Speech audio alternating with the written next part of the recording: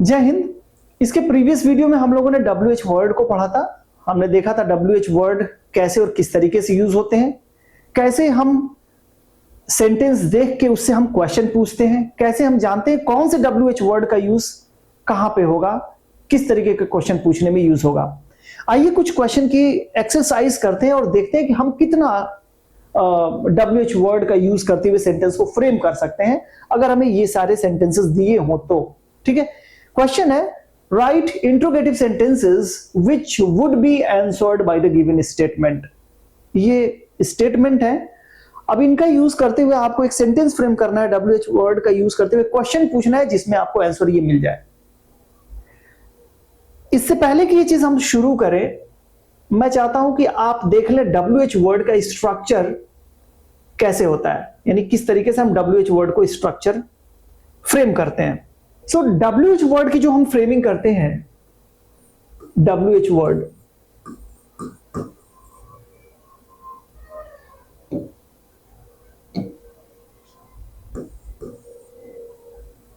एक सिंपल जो affirmative sentence जब हम फ्रेम करते हैं तो सबसे पहले हम सब्जेक्ट को लिखते हैं, सब्जेक्ट के बाद से वर्ब और देन इसके बाद से ऑब्जेक्ट को लिखते हैं। ठीक है, ये होता है हमारा अफर्मेटिव सेंटेंस का फ्रेमिंग। ये आप कह सकते हैं पॉजिटिव। जब सेंटेंस की हम जब फ्रेमिंग करते हैं सबसे पहले हम सब्जेक्ट को लिखते हैं, वर्ब लिखते हैं, फिर उसके बाद से ऑब्जेक्ट को लिखते हैं। जब नेगेटिव सेंटेंसेस को हम लिखते हैं, नेगेटिव सेंटेंसेस को, तो नेगेटिव सेंटेंसेस में बस नॉट का ऐड किया जाता है। ठीक है ना, तो यहां पे सब्जेक्ट लिखेंगे आप और जो टेंस होगा उस टेंस के हेल्पिंग वर्ब के साथ हम नॉट लगा देंगे। तो मैं यहां पे हेल्पिंग वर्ब लिख देता हूं और हेल्पिंग वर्ब के साथ आप नॉट लगाइएगा। देन एप्रोप्रिएट वर्ब फॉर्म लिखिएगा, जो भी टेंस होगा उसमें फर्स्ट फॉर्म यूज होना है, ING फॉर्म यूज होना है, थर्ड फॉर्म यूज होना है, जो भी वर्ब का फॉर्म यूज होना है। और देन इसके बाद से ऑब्जेक्ट लिखिएगा। ऑब्जेक्ट हमेशा ऑप्शनल होता है। ऑप्शनल इसलिए क्योंकि जब वर्ब की डिमांड होगी ऑब्जेक्ट की, ठीक है, तभी वो ऑब्जेक्ट आएगा, अदरवाइज नहीं आता है। कब वर्ब की डिमांड होती है? जब वर्ब हमारा ट्रांजिटिव होता है तो उसके लिए ऑब्जेक्ट की जरूरत होती है। जब वर्ब हमारा इंट्रांजिटिव होता है तो ऑब्जेक्ट की जरूरत नहीं होती। ठीक है, हम लोग सारी चीजें डिस्कस कर चुके हैं, सब्जेक्ट क्या होता है, ऑब्जेक्ट क्या होता है, राइट। तो आप ऐसे सबसे पहले सब्जेक्ट लिखिए, वर्ब लिखिए और ऑब्जेक्ट। कोई भी सेंटेंस जब फ्रेम करेंगे तो आप इसी तरीके से करेंगे। सब्जेक्ट और वर्ब तो इसमें जरूरी है ही है, वर्ब तो नेसेसरी, बिना वर्ब के तो सेंटेंस बनेगा ही नहीं।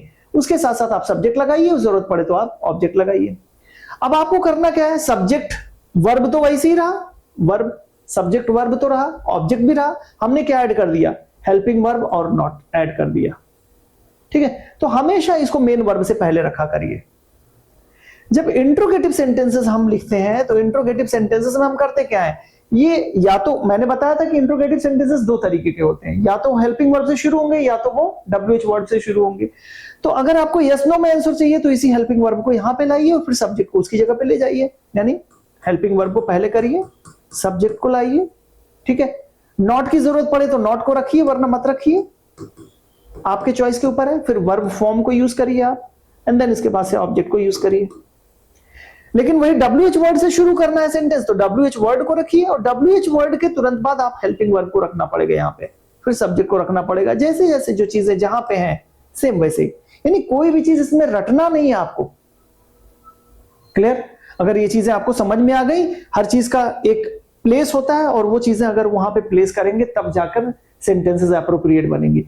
अगर ये चीजें समझ में आ गई तो चलते हैं हम क्वेश्चन की तरफ। ऑलराइट, इस क्वेश्चन को देखिए, I will pack my bag after breakfast. अब यहां पे आपको डिसाइड करना है कि कौन से क्वेश्चन का यहां पे यूज करें, हम कौन से WH वर्ड का यूज करें कि ये इसका आंसर यहां पे मिल जाए। अब डिपेंड करेगा कि आपको आंसर क्या चाहिए। देखिए, अगर आपको आंसर ये चाहिए टाइम, तब आप तो क्वेश्चन WH वर्ड में जो यूज करेंगे वो व्हेन यूज करेंगे, और यूज करेंगे when will you pack your bag.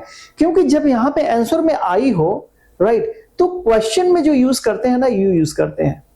ठीक है ना, उसी तरीके से जब यहां पे यूज करेंगे यू तो यहां पे आपको योर यूज करना पड़ेगा, क्योंकि आई का पॉसेसिव केस यहां पे माई था, तो उसी तरह से यू का पॉसेसिव केस आपको योर यूज करना पड़ेगा। WH वर्ड का हमने स्ट्रक्चर देख ही लिया है तो हम यूज करेंगे when will you pack your bag. Your bag. ठीक है,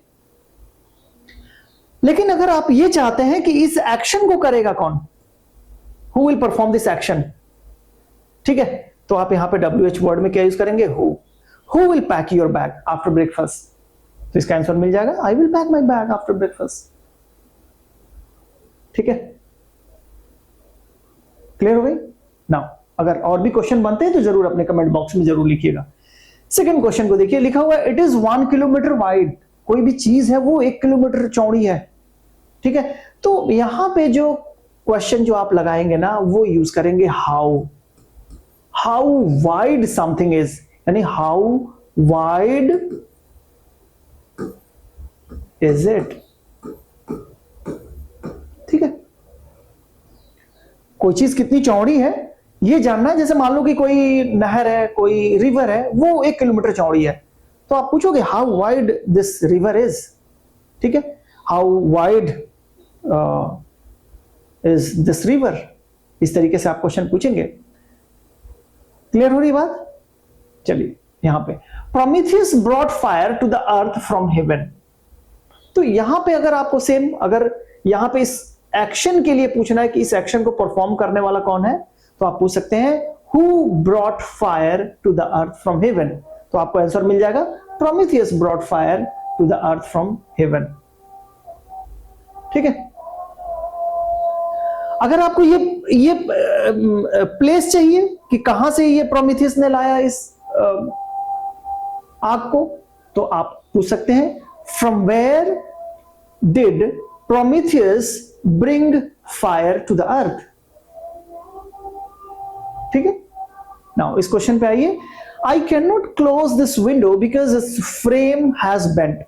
अब यहां पे आपको रीजन दिया हुआ है because its frame has bent, तो रीजन को पूछने के लिए आपको वाई चाहिए। ठीक है ना, why can't you close this window, why can't you close this window. अब आपको आंसर मिल जाएगा, I cannot close this window because its frame has bent. ठीक है, next, Anshuman Ram is a golfer. बहुत आसान है, अगर मैं पूछूं हु इज अंशुमान राम, तो आप बता देंगे Anshuman Ram is a golfer. ठीक, this mobile phone is my mother's. अगर आपको यह देखना है कि ये जो मोबाइल फोन है वो किससे बिलोंग करता है, पोसेशन को देखना है, तो पोसेशन के लिए मैंने आपको बताया था कि हुज आप यूज करिए। Whose mobile phone is this? Whose mobile phone is this? ठीक है, तो आप बताएंगे this mobile phone is my mother's.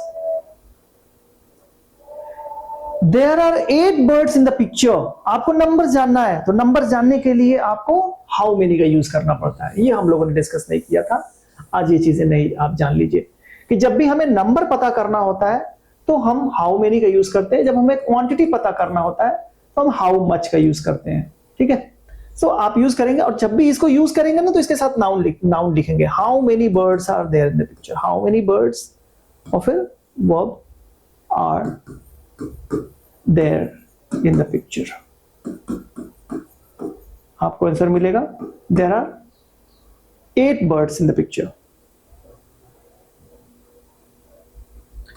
I went to see a movie last evening। फिर अगर टाइम को बताना है तो आप when से क्वेश्चन पूछेंगे। ठीक है, अगर आपको ये जानना है कि कौन गया था मूवी देखने के लिए लास्ट इवनिंग, तो आप who से क्वेश्चन पूछ लेंगे। ठीक है, who went to see a movie last evening, या when did you go to see a movie हाँ when did you go to see a movie, तो आप when से जब क्वेश्चन पूछेंगे तो आपको ये आंसर मिल जाएगा, और अगर who से क्वेश्चन पूछेंगे आपको ये आंसर मिल जाएगा। ठीक, क्वेश्चन नंबर 9 पे आते हैं। Rafiq's house is in Manohar Nagar. Again where is Rafiq's house, where is Rafiq's house. ठीक है, तो इससे मिल जाएगा आपको ये प्लेस मनोहर नगर। ठीक है,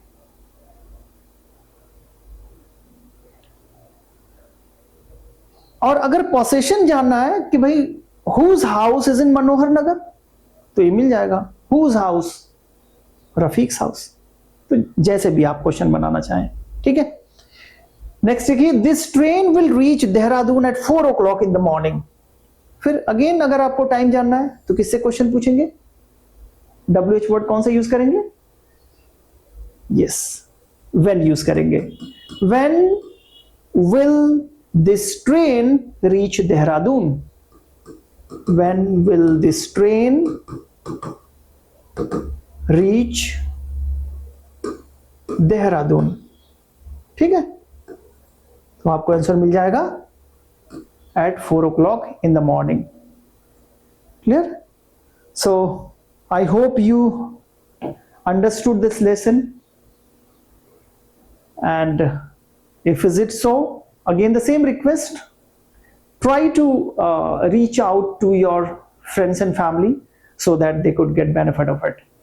And please do not forget to like and subscribe this channel. See you in the next video. Thank you.